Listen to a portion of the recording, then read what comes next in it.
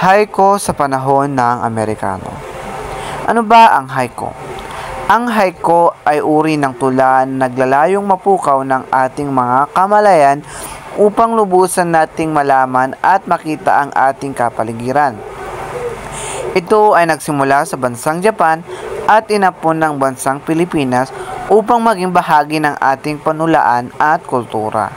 Naglalaman ito ng iba't ibang kaisipan tulad ng mga diwa ng pag-ibig, panalangin, pangyayari, buhay, tao, hayop at lugar. Noon, tinawag na hukko ang haiku. Ang nagbigay sa kanya ng pangalan na haiku ay isang manunulat na Hapones at siya si Masaako Shike sa katapusan ng 19th century. Matsubasho. Siya ay kilala bilang isang pinakamahusay na master ng haiku. Ang kanyang tula ay kinilala sa buong mundo. Marami sa kanyang ginawa ay inilatag sa monumento at sa iba pa. Narito ang haiku ni Basho. Isinalin sa Filipino ni Vilma C. Ambat. Sa Hapon, Hachu Sigore, Sarumo Kuminuwu, Hoshi Ginere. In English, an old silent pond, a frog jumped into the pond. Splash, silent again. Sa Filipino, matandang sapa, ang palakay tumalon, lumalagaslas. At yan ang mga sinalin na haiku ni Basho. Narito ang dalawang haiku ni Matsubasho. Lipas ang taon, suot ko'y sambalilot, saping nilala. Lipas ang taon, ibig sabihin nito ay lumipas na ang isang taon. Ipinapakita nito ang pagdaan ng panahon. Suot ko'y sambalilot, saping nilala, ibig sabihin nito ay suot ko ang isang sambalilo at manipis na tela. Ang sambalilo ay isang uri ng tela na magaan at malambot. Kadalasang ginagamit sa mga damit ng mainit na panahon. Ang saping nilala ay tumutukoy sa isang manipis na tela na marahil isang salawal o isang manipis na kumot. Pangalawang linya. Hihimbing ako, magdaramit ng balyan ngayong taglamig. Hihimbing ako, ibig sabihin ay matutulog ako. Magdaramit ng balyan ngayong taglamig, ibig sabihin nito ay magsusuot ako ng balyan ngayong taglamig.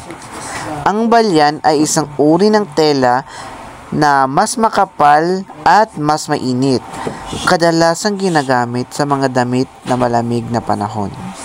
Ang tula ay nagpapakita ng paglipat mula sa mainit na panahon patungo sa malamig na panahon.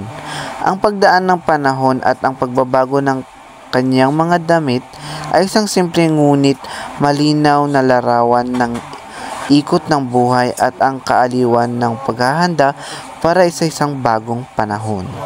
Narito pa ang mga halimbawa. Tutubi.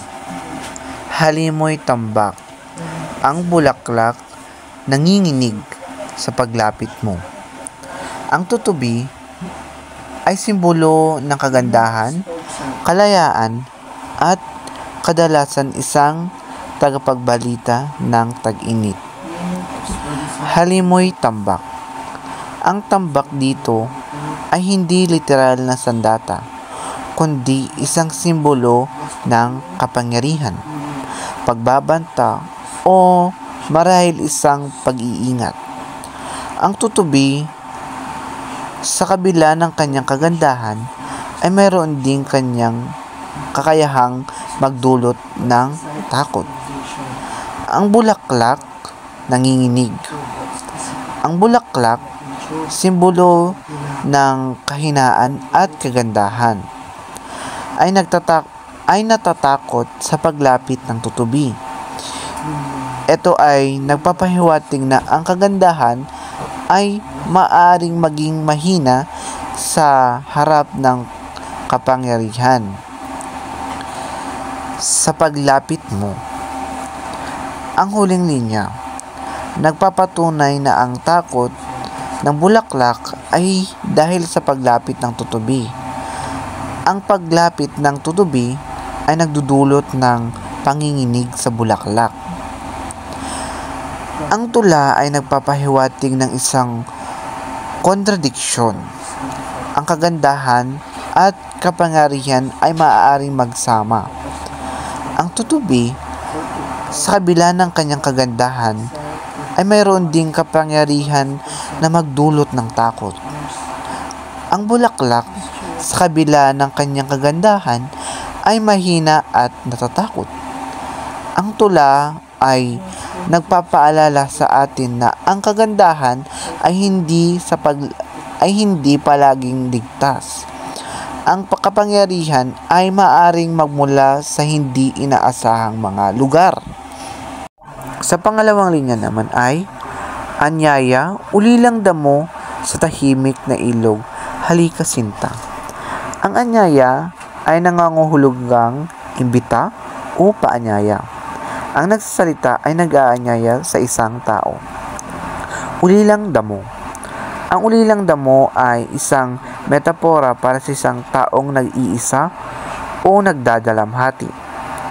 Ang damo ay simbolo ng kalungkutan at pagkawala. Sa tahimik na ilog. Ang tahimik na ilog ay isang simbolo ng kapayapaan at katahimikan. Ito ay isang lugar na kung saan maaaring maghanap ng isang tao ng nagdadalamhati ang kapayapaan at pag-aaliw. Halika sinta. Ang sinta ay nangangahulugang minamahal o kasintahan.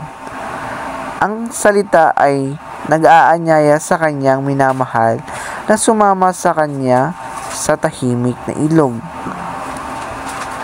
Ang tula ay nagpapahiwatig ng isang tao na nag-aanyaya sa kanyang minamahal na sumama sa kanya sa isang lugar na tahimik at payapa.